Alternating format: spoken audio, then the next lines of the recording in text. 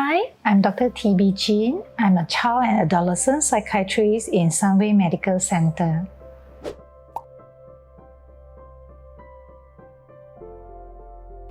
ADHD is one of the most common childhood neurodevelopmental disorder, as defined by symptoms such as inattention, hyperactivity, and also impulsiveness. These symptoms happen in 2 or more settings and are commonly diagnosed in the age group before 12 years old. Children with ADHD have tendency to get distracted by the environmental stimulus. They have difficulty to sustain their attention for long on selective tasks such as tasks that need a lot of mental effort. They seem to make careless mistakes because they fail to pay attention to details, and they have tendency to forget things, forget what they have studied, and then also forget about conversation with other people.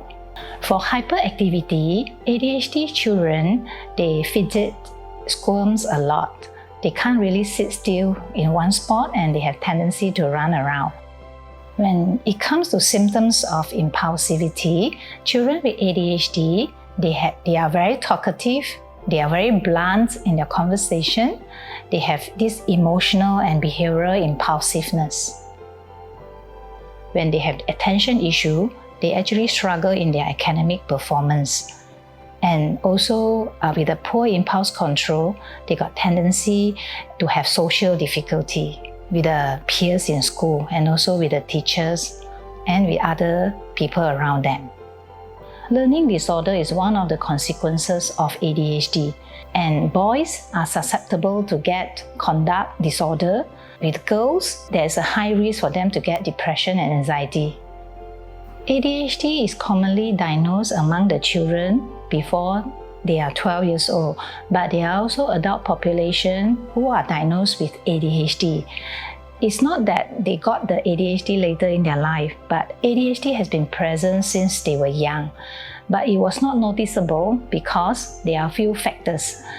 Some of them are very intelligent. They have a very strong will to excel in their study, so they can perform very well. But as they grow older, when the tasks in school or university, colleges or at work need a lot of this kind of organization skill and attention sustainability, then they tend to have difficulty to cope with their daily functioning.